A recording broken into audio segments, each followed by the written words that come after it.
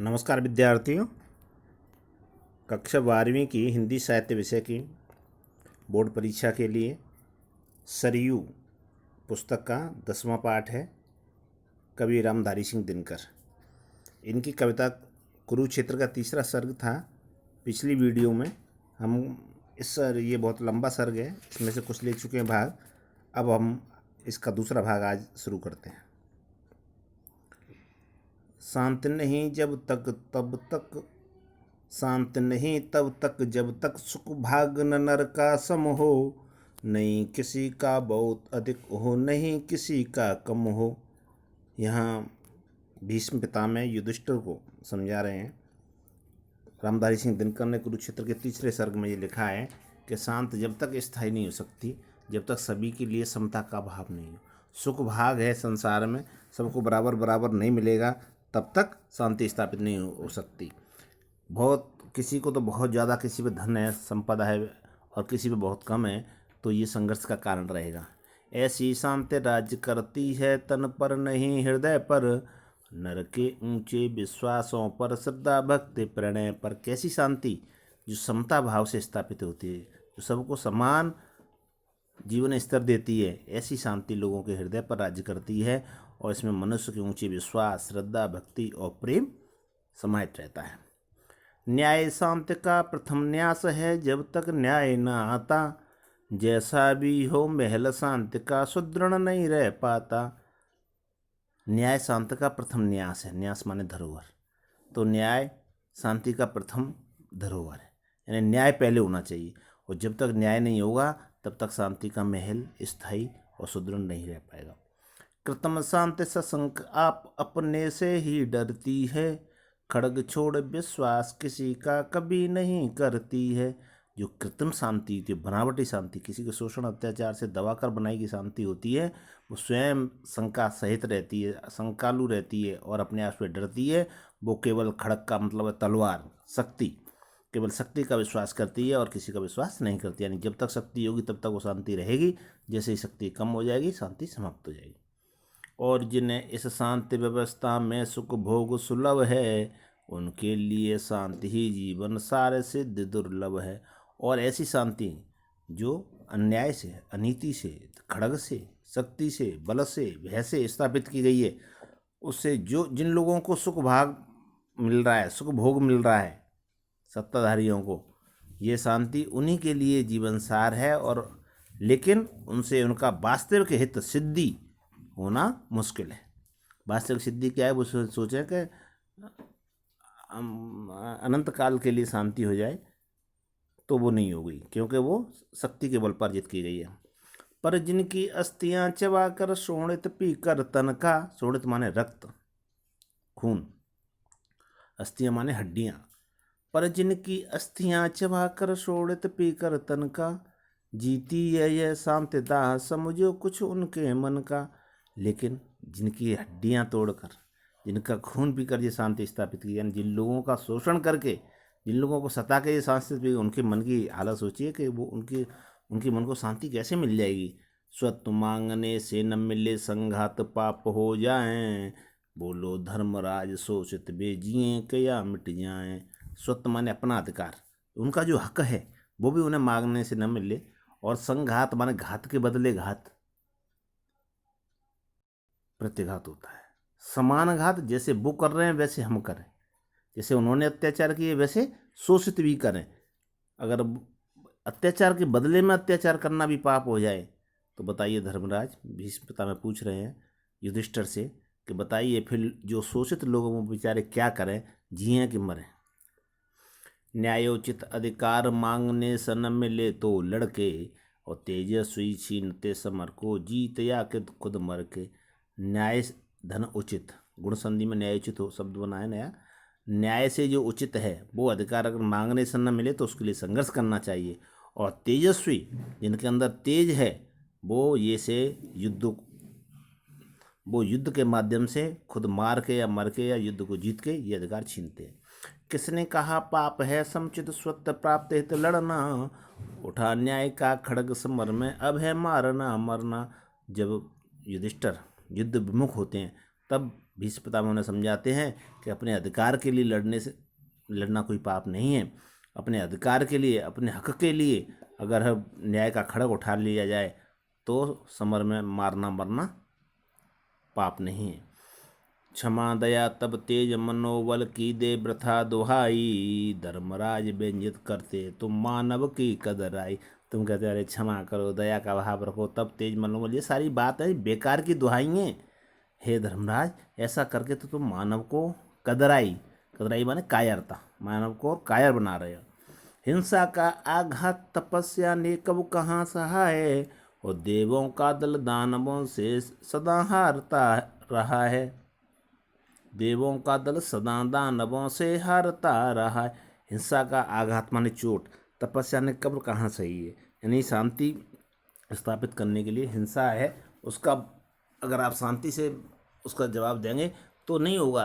तभी तो देवताओं के जो दल हैं वो सदा राक्षसों से हारते रहे हैं, क्यों? राक्षस हिंसा आघात करते रहे और देवता तपस्या का सहारा लेते रहे। मन शक्ति प्यारी थी तुमको यदि पौरुष ज्वलन से, लोभ किया क्यों भरतराज का फिर क्यों आए वन से। अगर तुम्हारी मन शक्ति, मन में तुम्हारे में ऐसी शांति थी कि हम हिंसा का भी विरोध नहीं करेंगे और पौरुष ज्वलन की बात नहीं करेंगे, तो फिर तुमने भरत राज्य का लोभ क्यों किया, तुम वन से क्यों लौटे, फिर तो वन में ही रह जाते अगर तुम्हें युद्ध नहीं करना था। पिया भीम ने विश्लाक्षाग्रह जला हुए बनवासी, केस करसता प्रिया सभा सम्मुख कहलाई दासी। पिया भीम ने भीम को विष पीना पड़ा, जहर पीना पड़ा। लाक्षागृह में आग लगा दी गई, कौरवों ने पांडवों को मारने के लिए लाक्षागृह में आग लगा दी थी, और कौरवों के कारण ही पांडव लोग वनवासी हुए।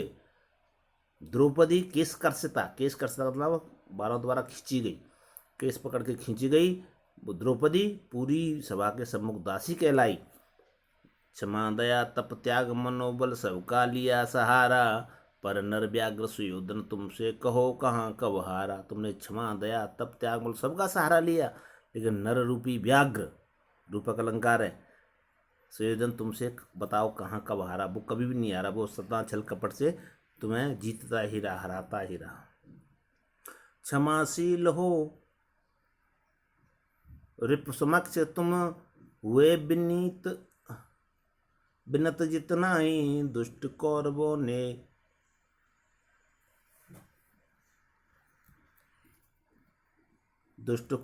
ने कायर समझा तुमको उतना ही। तुम जितने जितने क्षमाशील होते गए, रिपु माने दुश्मन के सामने यानी कौरवों के सामने, उतने ही दुष्ट कौरवों ने तुमको कायर समझा। अत्याचार सहन करने का कुफल यही होता है, पौरुषों का आतंक मनुज कोमल होकर खोता है। अत्याचार सहन करने का यही कुफल मिलता है। इसमें पुरुष धन पुरुष में उपसर्ग लगने से पौरुष शब्द बना है, और पौरुष का जो आतंक होता है, शक्ति होती है, मनुष्य कोमल होकर ही उसे खो देता है। बहुत इंपॉर्टेंट पंक्तियाँ आ रही हैं जो व्याख्या के लिए साल आ सकती हैं, क्योंकि इस साल का मतलब है 2021 के बोर्ड में। 2020 के बोर्ड में पद्माकर की पंक्तियाँ आई हैं बेटी के कमंडल से, और पंत जी की लाइन आई हैं मैंने बचपन में। तो यहाँ क्षमासोवती इस वर्ष 2021 के लिए इम्पोर्टेंट है दिनकर जी। क्षमासोवती उस भुजंग को जिसके पास गरल हो, उसको क्या जो दंतहीन विषहीन विनीत सरल हो। क्षमा उसी सर्प को शोभा देती है जिसके पास जहर हो। अगर किसी जो दंतहीन है, विष रहित है, विनीत और सरल है, तो उस सर्प को क्षमा शोभा नहीं देती। भावार्थ यह है कि जिस व्यक्ति के पास शक्ति है उसी को क्षमा शोभा देती है, शक्तिहीन को क्षमा शोभा नहीं देती।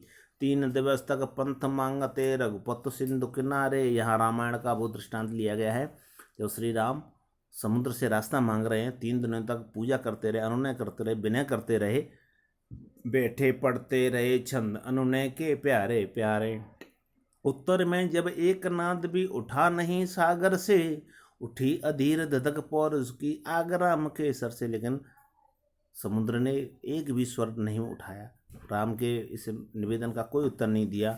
तब राम ने अग्नि बाण छोड़ने के लिए जैसे ही अपना बाण निकाला, सिंधु देह धर त्राय त्राय करता आगिरा शरण में, चरण पूज दासता ग्रहण की बंधा मूढ़ बंधन में।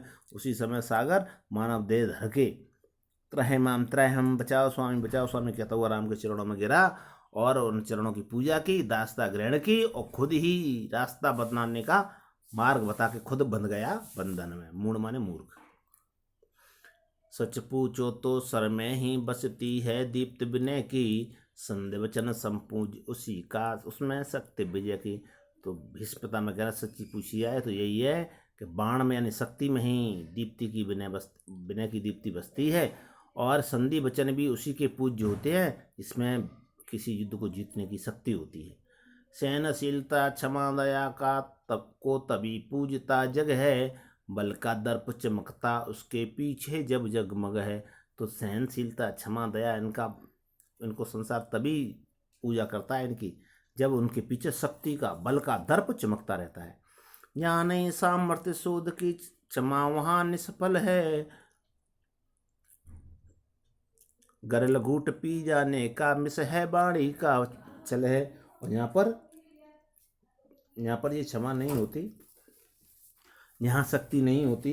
तो शक्तिहीन जो होते हैं उनके अंदर जो क्षमा है, यहाँ शक्ति की सामर्थ्य नहीं है, शोध की सामर्थ्य नहीं है। तो कवि दिनकर कहते हैं वहाँ तो क्षमा व्यर्थ है, निष्फल है। गरल घूट पी जाने का मिस है, मिस माने बहाना, गरल माने जहर का घूंट पी जाने का बहाना है। और ये बाणी का छल है कि हमने क्षमा कर दिया, अर्थात इस ऐसी क्षमा दया तो कायरता की निशानी है। इस कविता के माध्यम से कवि दिनकर ने ये संदेश दिया है कि हमें अपनी शक्ति के बलबूते पर हिंसा का प्रतिकार करना चाहिए। तो ये रहा दिनकर जी की पूरी कविता जो पार्ट 1 और पार्ट 2 में हुई है। और ये आप इस बार दिनकर की पूरी व्याख्या अच्छी तरह पढ़नी है और उसमें से व्याख्या तैयार करनी है, क्योंकि ये आगे आके परीक्षा में आ सकती है। आपको ये वीडियो अच्छा लगा तो लाइक करें, शेयर करें। हमारा अगला जो वीडियो 12th के लिए आएगा वो होगा कवि सुमित्रानंद पंत, जिनकी कविता है भारत माता। धन्यवाद वीडियो देखने के लिए।